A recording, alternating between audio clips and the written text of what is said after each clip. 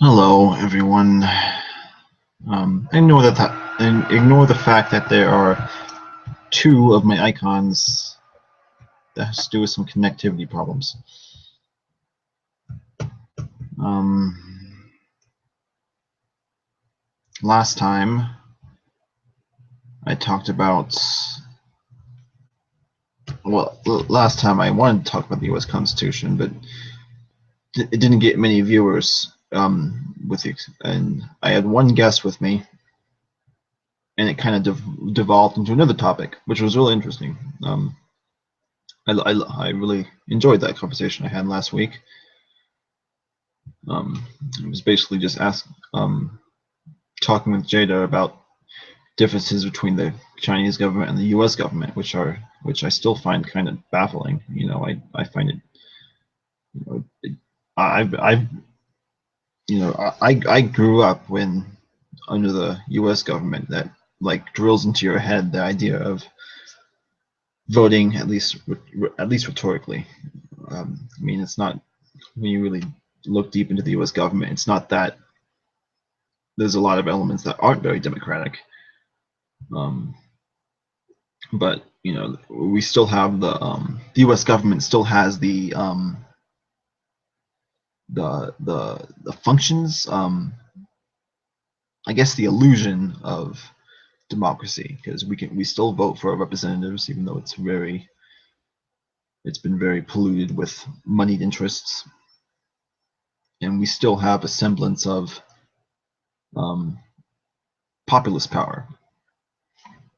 Um, and in China, they don't even have that. There's like a very strict um, schism between people and the government. They don't really have the idea that the people are supposed to run the government over there. But anyway, I figure just start this broadcast off. Um, I think that um, one of the main, like the most basic problem in the U.S. politics, American politics, is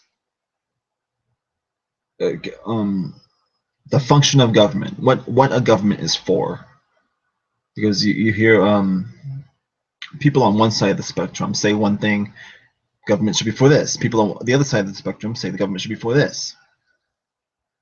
And from what I gather, the two basic functions that people argue over is whether government should focus more on defense spending, national defense, or social welfare. One side says social welfare is useless and it should be gotten rid of. People should be able to take care of themselves. And the other side says we focus too much on national defense, that it's curbing our civil liberties. And I think there's merit to both sides of those arguments. American politics has become very polarized, and to the point where each side is an extreme. And I think we should. I don't think there should be any extremes. Um, Political discourse should never get to the point where both sides are an extreme. There should be a mix of a lot of different ideologies, a lot of different ways of thinking. Um, so I wrote. I've been thinking a lot about what I think a government is for, and I wrote it down. The question is, what is the purpose of a government?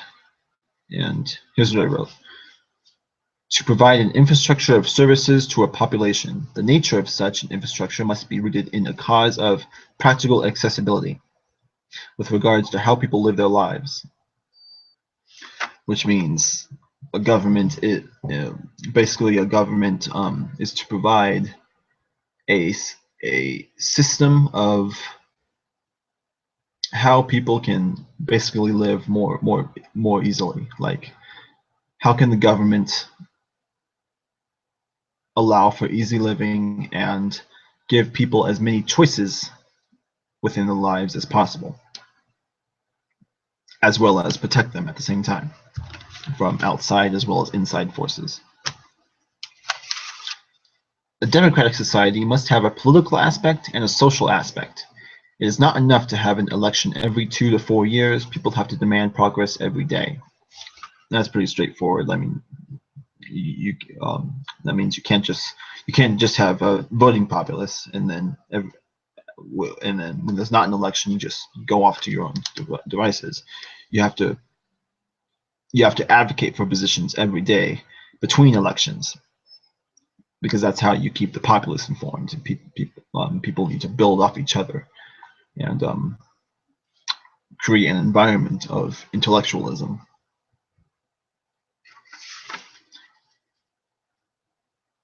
The basis of a society is people coming together for a common good, and that common good is usually determined by widespread discourse, followed by a popular consensus made through rational, empirical, and critical thinking, as well as empathetic awareness. At least in an idealistic society, decisions should be made through rational and critical thinking. So that's also pretty straightforward. The whole the strength among the human species is our ability to come together in groups called societies, and the idea of a government, of a governing body, has arisen from that concept of a society. A society needs a government to watch over it, and the argument comes from how that government should run. We either have monarchies, we have theocracies, and of course democracies. Missing anyone? Yeah, theocracies are dogmatic institutions run by the church, a church, I shouldn't say the church. Monarchies are run by a king or one ruling family, and democracies are of course run by the people, like the United States is in. And I think it God damn it, lost my train of thought. I think oh yeah, I found it again. I think as we look through human history, we can see like a trail of evolving governments as human societies advance. You know, first we had a like the first civilizations were monarchies, or governments headed by one guy, usually the strongest or whom people considered to be the most wise. Usually there was a mix between monarchies and theocracies. From most powerful people, the most powerful people throughout human history tended to be, if not kings, then religious figures like the Pope, priests, there's I'm thinking of a specific word, but I forget what it is. Anyway, you get the point. And with the exception of the Greeks and the Romans, you know, the democracy is a relatively new concept. I mean, the Roman Empire was the first large-scale democratic nation. Although, by our standards, the Roman democracy wasn't very democratic at all, because they had slaves, and it was only applied to males. Women couldn't vote. Landowners probably had the most influence, but considering the context of the time in history, Rome was pretty revolutionary in its governing institutions, and the same could be said for the United States. you know, first being born, we were going up against the most powerful military at the time, the British Empire, and democracy was considered to be a failed experiment, um, from the fall of Rome, obviously, and and um, and nowadays historians consider democracy to be the final stage of social evolution among human beings. Um, a lot of historians even consider the end of the Cold War to be the end of history, which I thought was kind of weird because history is an ongoing thing. As long as there's time, I think there's going to be history, because history is just in the past. But they don't like, history is being made right now as I'm talking. A minute ago, that's history. So the idea that history can end is kind of, to me, that's kind of synonymous with the end of the world or the end of the universe. And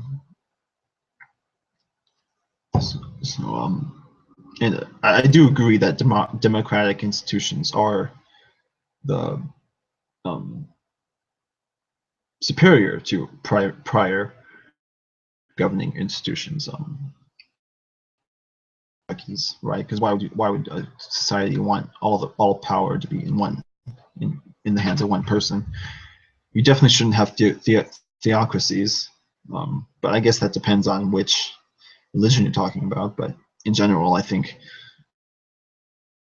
religion should be synonymous with government, and that's exactly why the founding fathers of America, the founding fathers of the United States, is exactly why they put freedom of religion in the Constitution, right? So it's why Thomas Jefferson advocated for separation of church and state, so that people are free to practice any without worrying about persecution. That the government can't favor one religion over the other. So so with that said, I think a democratic republic is the superior form of government. But it also, but I'm not saying it's not hard to maintain. It's incredibly hard to maintain, and the key to maintaining a democratic republic, a truly, is a educated populace. And an educated populace requires a media, an effective media of news publishers, news critics, news commentators. That's I'd say that's the glue of a democracy. And keep in mind, when I say democracy, I'm not referring to the Democratic Party in the United States. Democracy with a small d, as in the act of rule by the people. And have I been digressing? I think I've been digressing. I wrote something else that is more specific to the U.S. in regards to political polarization of ideology in America today. One question: what is the purpose of government? I said that. A lot of say that money should be spent on the military and national defense. Say that the military should not be the main priority of the government, and that social welfare programs deserve more attention. There are libertarians who believe in for people everything else, while authoritarians believe in greater good in a greater good for the nation. Not the greater good. I don't think there's one greater good. There's greater good is a subjective term. I believe that a government should include aspects of all of the above ideologies, not just the extreme of one. Libertarian values include personal freedom of living, speech, and movement. Movement meaning the ability to travel in and out of your country. Authoritarian values include a recognition of authority and collective responsibility. And the key to overcoming political polarization is to understand the significance of both those philosophies, both those ideologies, libertarian and authoritarian. I just said libertarians advocate for personal autonomy and freedom of choice. Authoritarians advocate for a respect for the law. Yeah, and obviously, people need to respect a law because the laws of a society is where I think is where we get our morals. Because as I said earlier, a society is people coming together to keep each other safe. A society in itself is a collective of people. And unless we're like, unless we go back to the Neolithic age, where we were still cavemen, I don't think you can have human societies without the idea of a collectivism. And even back in the caveman days, there were still tribes. That's collectivism. And it's also important to use both terms, not just one. When I say collectivism, you can't have collectivism without individualism as well. You need to have aspects of both.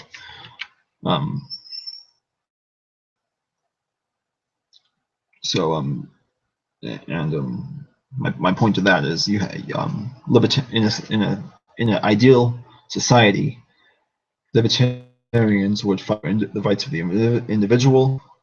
Authoritarians would fight for a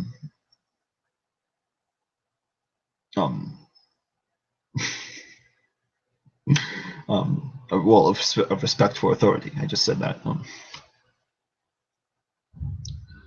And it's as long as the news media, as long as the fourth estate, the media, keeps a well-balanced discourse among the populace, I think there's always going to that balance will maintain a healthy debate, a healthy discourse between those two conflicting ideas, libertarians and authoritarians,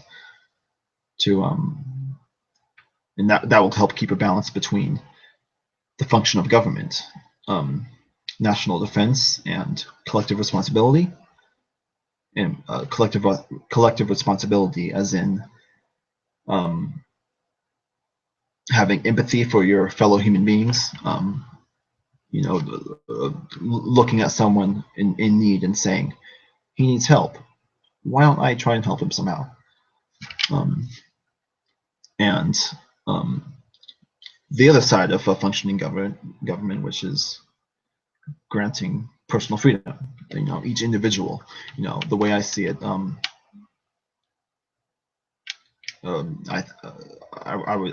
I would define personal freedom as autonomy of the body. As having freedom over yourself, and as long as you're not crossing that boundary and infringing your will on someone else's autonomy, you have you have not absolute freedom, I guess, but you have the freedom to do what you want with yourself. And that includes financial freedom, spending your money how you want, sexual freedom, loving who you want, or being frisky with whoever you want, whatever. It doesn't have to be love, I guess. Sex doesn't always mean love. That's a different topic. Freedom of movement, meaning the freedom to go in and out of your country, freedom to travel anywhere you want. That's really infringed upon in terms of countries. International borders. Can't even travel outside the United States without a passport. And it's kind of limiting to personal freedom.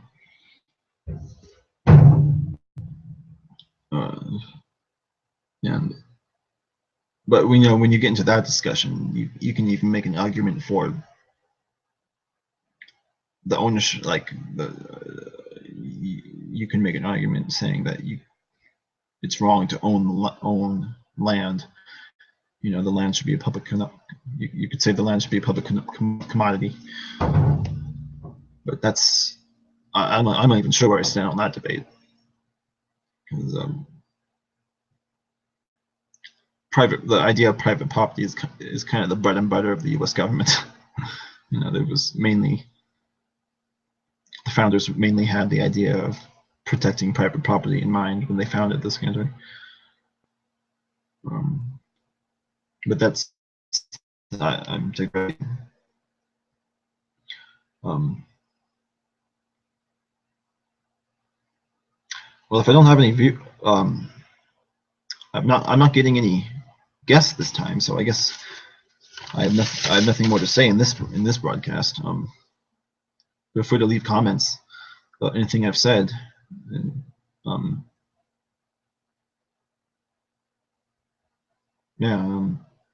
if you just disagree with me, please say so. Let's get the conversation going.